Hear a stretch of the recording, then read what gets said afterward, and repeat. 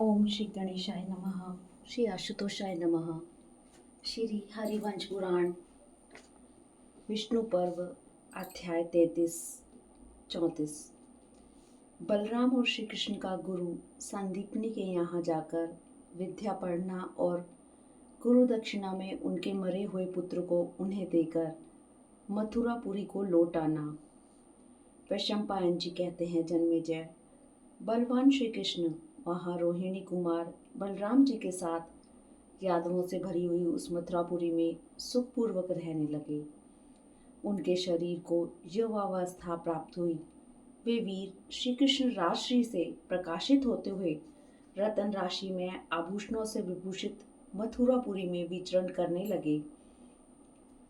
कुछ काल के अनंतर बलराम और श्री कृष्ण एक साथ अवंतीपुर के निवासी गुरु संदीपनी के यहाँ गए, जो काशी देश में उत्पन्न हुए थे।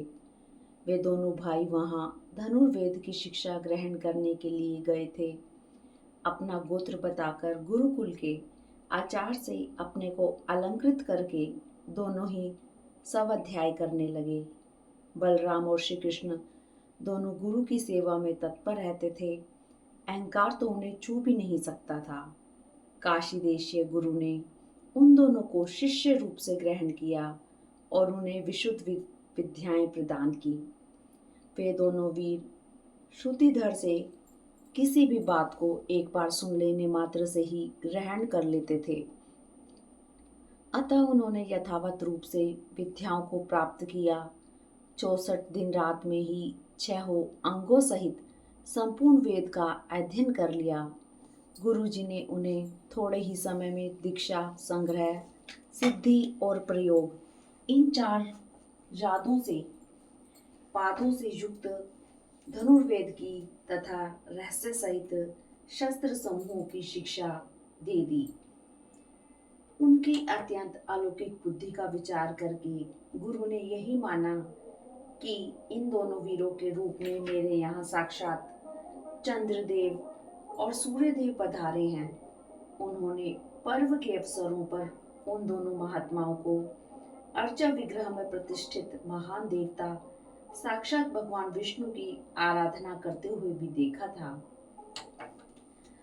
विद्या पढ़कर कृतकृत्य हो बालराम सहित श्री कृष्ण ने अपने गुरु संदीपनी से पूछा, भगवान, आपको गुरु दक्षिणा के रूप में क्या दूं? उन दोनों का प्रभाव जानकर हर्ष से भरे हुए गुरु ने कहा, मेरा जो पुत्र खारे पानी के समुद्र में डूबकर मर गया था, उसे ही तुम लाकर दे दो। यही मेरी इच्छा है। मेरा एक ही पुत्र था, वह भी तीर्थ यात्रा के अवसर पर प्रभास क्षेत्र में तिमी नामक मत्स्य द्वारा मार डाला गया। उसी को तुम फिर ले आओ। तब बलराम जी की अनुमति लेकर श्री कृष्ण ने उनसे कहा, बहुत अच्छा। फिर वे तेजस्वी श्री हरि समुद्र तट पर जाकर उसके जल के भीतर घुस गए। उस समय समुद्र ने हाथ जोड़कर उन्हें दर्शन दिया। श्री कृष्ण ने उससे पूछा, अजी, संदीपनी मुनि का पुत्र कहाँ है? समुद्र ने उत्तर दिया, माधव, पंचजन नामक महान दैत्य ने तिमी रूप से उस बालक को अपना ग्रास बना लिया था। तब अपनी महिमा से कभी च्युत न होने वाले भगवान पुरुषोत्तम ने पंचजन के पास जाकर उसे मार डाला, परंतु उन्हें वहां उनके गुरु का पुत्र प्राप्त नहीं हुआ। पंचजन को मारकर भगवान जनार्दन ने एक शंख हस्तगत किया, जो देवताओं और मनुष्यों में पांचजन्य नाम से विख्यात था। तदंतर भगवान पुरुषोत्तम वैवस्वत यम की पुरी में गए। यम ने आकर उन भगवान गदाधर को प्रणाम किया। तब श्री कृष्ण ने उनसे कहा, मुझे मेरे गुरु का पुत्र दे दो। तब उन दोनों में वहां महान घोरतर युद्ध हुआ। भयानक यमराज को जीतकर पुरुषोत्तम अच्युत ने अपने बालक गुरुपुत्र को प्राप्त कर लिया, जो दीर्घ काल से नष्ट हो चुका था। उस गुरुपुत्र को भगवान यम लोक से यहाँ उठा ले आए। उन अमित तेजस्वी भगवान श्री कृष्ण के प्रभाव से दीर्घ काल का मरा हुआ संदीपनी का पुत्र पुनः पूर्ववत शरीर धारण करके जी उठा। वह अशक्य, अचिंत्य और अत्यंत अद्भुत कार्य देखकर सभी प्राणियों को बड़ा आश्चर्य हुआ। जगत के स्वामी लक्ष्मीपति भगवान श्री कृष्ण गुरुपुत्र को साथ ले 5 जन्य शंख तथा बहुत से बहुमूल्य रतन लेकर पुनः लौट आए। इंद्र के छोटे भाई श्री कृष्ण ने उन बहुसंख्यक एवं बहुमूल्य रत्नों को राक्षसों द्वारा मंगवाकर गुरु को निवेदन किया। दोनों भाई बलराम और श्री कृष्ण ने गदा और परिघ के युद्धों में तथा संपूर्ण अस्त्रों में शीघ्र ही प्रमुखता प्राप्त कर ली।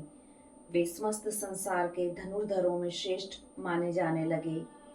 उदार बुद्धि वाले श्री कृष्ण ने प्रसन्नचित्त होकर सांदीपनी के पुत्र को उसी रूप और अवस्था में रत्नों के साथ उन्हें लौटा दिया। काशी देश में उत्पन्न हुए सांदीपनी ने चिरकाल से नष्ट हुए अपने पुत्र से मिलकर बलराम और श्री कृष्ण की भूरी भूरी प्रशंसा करते हुए बड़े प्रसन्न हुए। उत्तम व्रत का पालन करने वाले वे दोनों वीर वसुदेव पुत्र अस्त्र विद्या की शिक्षा पाकर गुरु की आज्ञा ले पुनः मथुरापुरी को लौट आए। उस समय उग्रसेन आदि समस्त यादवों ने प्रसन्नचित होकर सेना सहित आगे जा उन दोनों यदुनंदन वीरों की अगवानी की। व्यवसायी वर्ग, प्रजा वर्ग, प्रकृति मंडल, मंत्री, पुरोहित तथा बालकों और बूढ़ों सहित वह सारी पूरी उमड़ पड़ी। आनंद सूचक बाजे बजने लगे। सब लोग श्री कृष्ण की स्तुति करने लगे।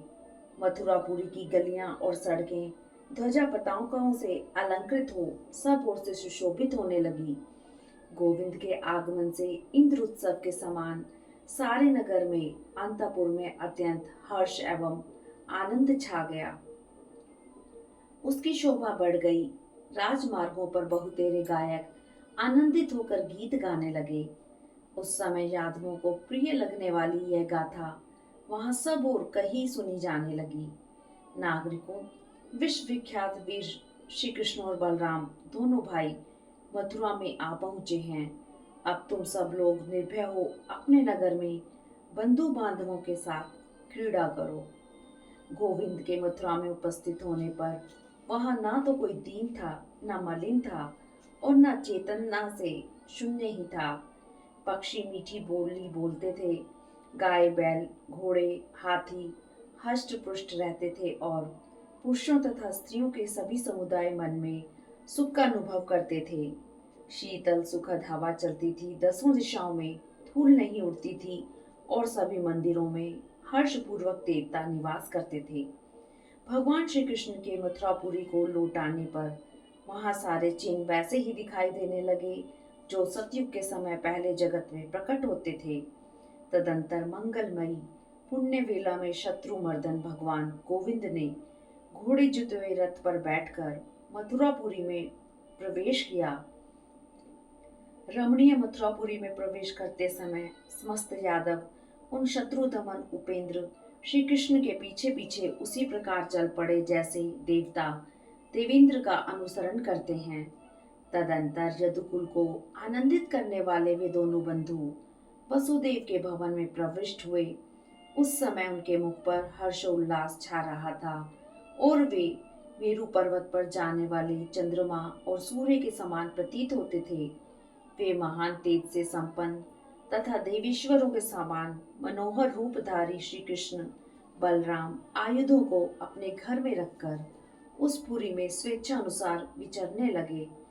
वसुदेव के वे दोनों पुत्र यदुकुल तिलक श्री कृष्ण बलराम फल और फूलों के भार से झुके हुए वृक्षों वाले विचित्र उद्यानों में सा आनंद विचरते थे। यादवों से घिरे हुए वे दोनों महात्मा रेवतक पर्वत के समीपवर्ती प्रदेशों में तथा बढ़े हुए पद्म पत्रों से युक्त एवं कारणव पक्षियों के कलरवों से मुखरित निर्मल सरिताओं के तटों पर भ्रमण करते थे। वे दोनों भाई एक तत्व के बने हुए थे। एक ही सच्चिदानंद घन परमात्मा इन दोनों के रूपों में प्रकट हुए थे। उन दोनों के मुख बड़े ही सुंदर एवं मंगलकारी थे। वे कुछ काल तक उग्रसेन का अनुसरण करते हुए मथुरा में बड़े सुख से रहे।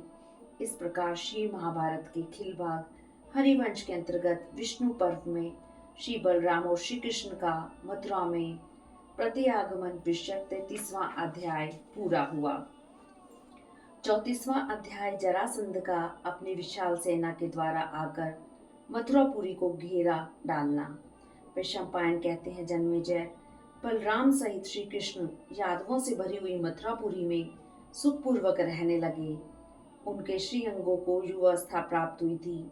वे भगवान राजउचित शोभा से सुशोभित हो वन प्रांतों से विभूषित मथुरापुरी में प्रसन्नता पूर्वक विचरते थे। कुछ काल के अनंतर राजगृह के स्वामी पृथ्वीपति राजा जरासंध ने अपनी दोनों पुत्रियों से सुना कि कंस मारा गया। यह दुखद समाचार सुनकर प्रतापी जरासंध थोड़े ही दिनों में 6 अंगों से युक्त अपनी विशाल सेना से घिरा हुआ मथुरापुरी पर चढ़ाया। वह कंस से उऋण होने की बात का ध्यान रखकर कुपित हो समस्त जातियों का विनाश कर डालना चाहता था। मगधराज जरासंध के 2 कल्याणमयी कन्याएं थीं, जिनके नाम थे अस्ति और प्राप्ति। इन दोनों के कटी प्रदेश के पिछले भाग स्थूल तथा उग्र उरोजपीन थे। वृद्धरथ पुत्र जरासंध ने अपनी दोनों कन्याएं कंस को दे दी थी। वे दोनों कंस की पत्नियां थीं। शूरसेन देश का स्वामी कंस जरासंध का आश्रय ले यादवों का अनादर करके अपने पिता उग्रसेन को कैद कर स्वयं ही राजा बन बैठा था और अपनी उन दोनों पत्नियों के साथ आनंद भोगने लगा था। भाई बंधुओं के कार्य और प्रयोजन की सिद्धि के लिए वसुदेव जी सदा उग्रसेन के हित में तत्पर रहते थे, किंतु कंस उनके इस बर्ताव को सहन नहीं कर पाता था। बलराम और श्री कृष्ण से भिड़कर जब दुरात्मा कंस मारा गया, तब भोज वृष्णि और अंधक वंशी यादवों से घिरे हुए उग्रसेन स्वयं राजा हुए। तदंतर अपनी दोनों प्रिय पुत्रियों से, जो वीर कंस की पत्नियां थी, प्रेरित होकर बलवान राजा जरासंध ने मथुरा पर आक्रमण कर दिया। वह क्रोध से अग्नि के समान जल रहा था।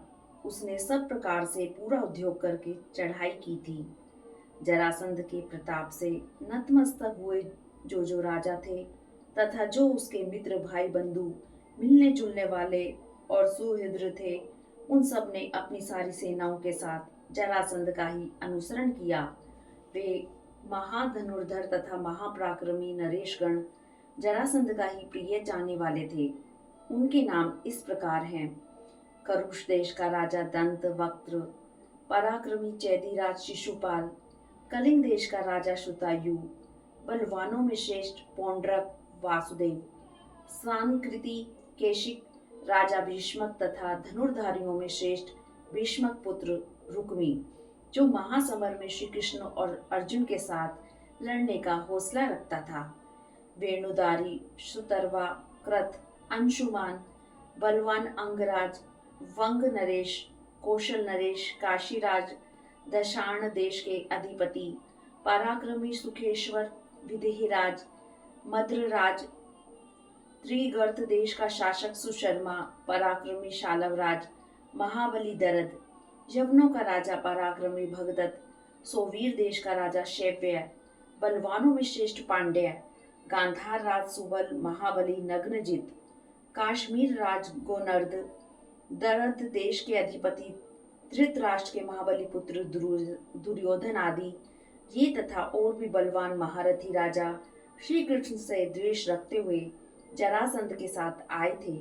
वे शूरसेन देश में जहाँ दाना घास और लकड़ी की बहुतायत थी, आकर अपनी अपनी सेनाओं को आगे करके मथुरा पर घेरा डालकर रहने लगे।